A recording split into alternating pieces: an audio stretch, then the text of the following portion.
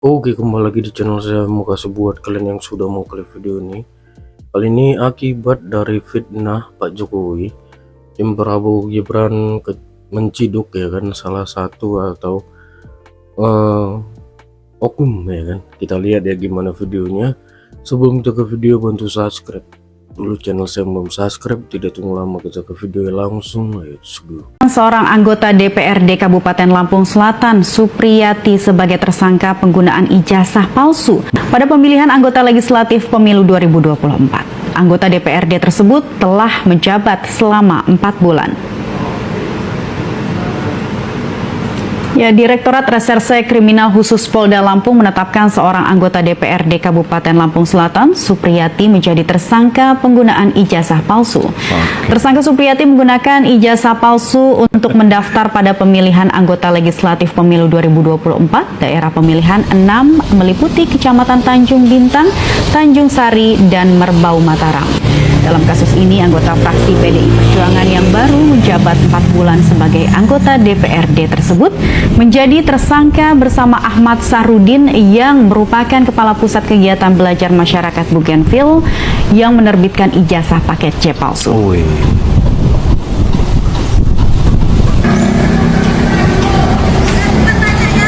Demikian ketika dicek ijazah tersebut dengan NISN yang ada, terdaftar adalah milik orang lain, yaitu saudara Supriyati. Oleh karena itu, setelah melakukan gelar perkara dan sebagainya, pada tanggal 6 Desember telah ditetapkan 2 orang, yaitu saudara Supriyati selaku pengguna ijazah tersebut dan juga saudara AS selaku penerbitnya sudah menjadi. Kita beri dukungan penuh kepada Presiden Prabowo. Kita semua dan seluruh rakyat Indonesia, saya yakin, menunggu kado tahun baru 2025 dari Presiden Prabowo.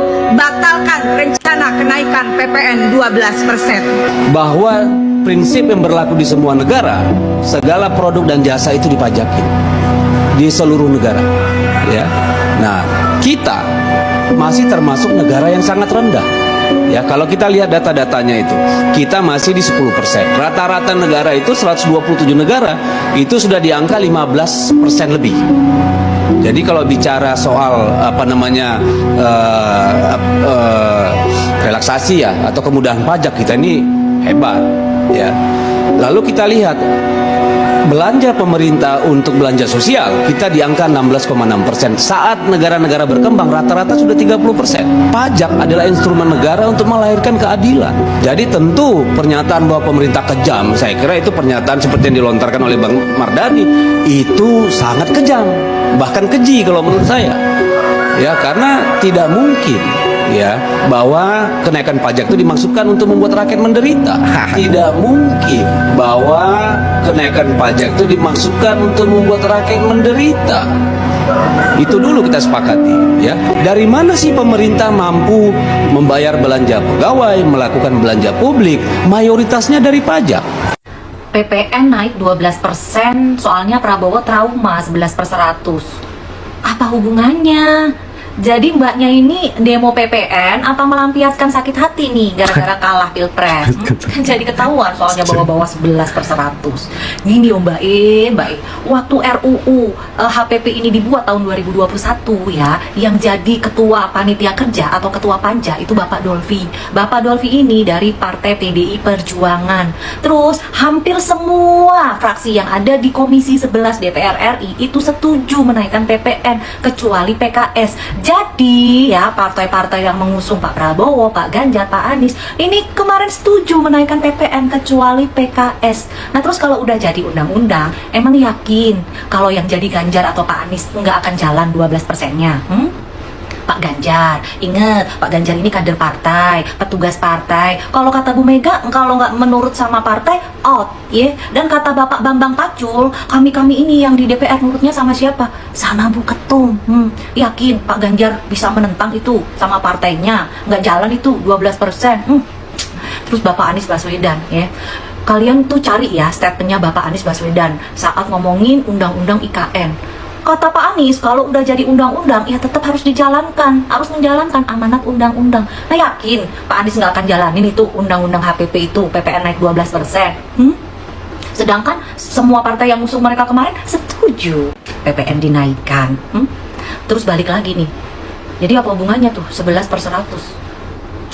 Kata gue mah ya, cepet sembuh ya. Ini udah hampir setahun loh pilpres loh, masih aja nyimpen sakit hati.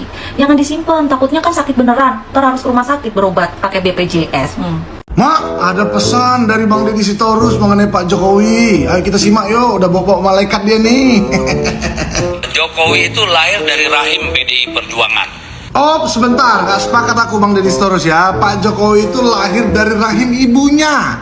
Ya, bukan dari rahim PDI Perjuangan. PDI Perjuangan itu partai ya. Oke, cocok ya. Sejak dia menjejakkan kaki di dunia politik, menjadi wali kota Solo 2 periode, 1 periode meskipun tidak penuh menjadi gubernur DKI Jakarta, lalu menjadi presiden 10 tahun. Itu tentu ada andil keringat tenaga dari PDI Perjuangan. Jangankan kami PDI Perjuangan, mungkin malaikat pun tertipu dengan kelakuan 1 tahun terakhir. Bentar. Yang tertipu siapa? Malaikat. Abang tau dari mana malaikat tertipu? Coba. Udah ngomong sama malaikat abang rupanya? Hah? Kayak mana maksudnya? Coba jelaskanlah dulu. Bingung kami nih masyarakat, Bang. Yang jelas Bang Deddy Sitorus, ku jelaskan ya, tingkat kepuasan masyarakat terhadap kinerja Pak Presiden Jokowi itu mencapai 80% lebih. Ini ada beritanya nih, ya. Jadi kami masyarakat tidak tertipu, malah merasa bangga mempunyai Presiden Jokowi, ya, yang sekarang dilanjutkan oleh Presiden Prabowo Subianto. Jadi kalau abang bagian dari 20%, ya nggak ada masalah, silahkan saja. Yang jelas kayak masyarakat tidak merasa tertipu, dan jangan bawa-bawa malaikat. Sakit kuping malaikat itu nanti, ya. Abang bawa dia, abang ketemu pun belum kan sama malaikatnya? Saya itu kurang Islam apa? KTP jelas. Istri saya cucu kiai yang jelas NU. Mertua saya P3. Kurang apa coba? Kita balik lagi ke masa depan. Oke. Ini kok Pak Ganjar apa nonton film porno? Kalau saya nonton film porno itu salah saya di mana? Nggak salah saya di mana kalau saya nonton gambar porno? Film porno. Saya suka kok. Saya pernah jadi ketua KPU DKI, di mana tahun 2012 saya turut menerima langsung berkas pendaftaran calon gubernur DKI Jakarta. Salah satunya adalah Pak Jokowi. Saya juga turut menerima berkas pendaftaran calon presiden di tahun 2014 sebagai komisioner KPU Pusat. Jadi dari dua peristiwa itu saya ini saksi pelaku, bahwa setelah memeriksa dokumen pencalonan, bahkan sampai verifikasi lapangan, termasuk membuka akses bagi publik untuk mereka menyampaikan komplain, sanggahan, atau masukan terhadap seluruh dokumen pencalonan calon presiden. Dan dari seluruh proses itu, KPU memutuskan tanpa keraguan bahwa seluruh dokumen yang diajukan calon presiden, termasuk calon presiden Jokowi, memenuhi syarat atau asli. Ya, sebetulnya terhadap tuduhan Bambang Trimulyono dan pihak-pihak lain yang turut mengamplifikasi bahwa mereka menuduh ijazah Pak Jokowi itu palsu atau tidak asli, itu sebetulnya bukan soal ijazah. Mereka hanya ingin membuat kacauan saja. Mereka ingin membuat Indonesia itu gaduh. Jadi Bambang Tri dan kawan-kawan sebetulnya tidak ingin Indonesia tenang. Apa saja dipersoalkan, termasuk ijazah Pak Jokowi yang sudah jelas-jelas terverifikasi dari seluruh pihak itu adalah asli. Ya. Nah, saya melihat Jokowi itu sebagai dikatakan kader PDIP lah. Yang berprestasi, bahkan prestasinya melebihi ketua umumnya. Dari jadi presiden kan 2 periode. Ya. Nah, sebagai seorang presiden 2 periode dan bisa bergaul, membawahi, mempengaruhi semua pimpinan partai politik, ya, menguasai intelijen negara, ya. Itu dia juga memiliki pandangan-pandangan sendiri ya, dengan intelijennya dan intelektualitasnya, ya, bahwa pasti dia tahu ini siapa yang bakal bisa menang. Nah, sementara Ibu Mega hanya berdasarkan amanah hak prerogatif. Hak prerogatifnya aja yang dipakai. Nah, kalau kita bicara hak prerogatif, dulu saya yang menyusun hak prerogatif pertama waktu di Kongres Bali, karena kita ingin ikut pemilu Pak Harto. Ya, zaman Pak Harto, Orde Baru. Kita khawatir, itu masih PDI. Ya. Ada dualisme PDI itu. Pemilu Orde Baru yang terakhir ya? Ya, ada dualisme PDI. Betul. Jadi Mbak Mega juga PDI, kita juga PDI, kita mau ikut pemilu, kita khawatir. Jangan-jangan ya yang disetujui PDI yang satu lagi, Suryadi. Ya. Oleh karena itulah kita berikan hak prerogatif. Kalau ada perkembangan politik yang sangat tidak memungkinkan kita ikut pemilu, diserahkan ketua umum untuk merubah nama partai,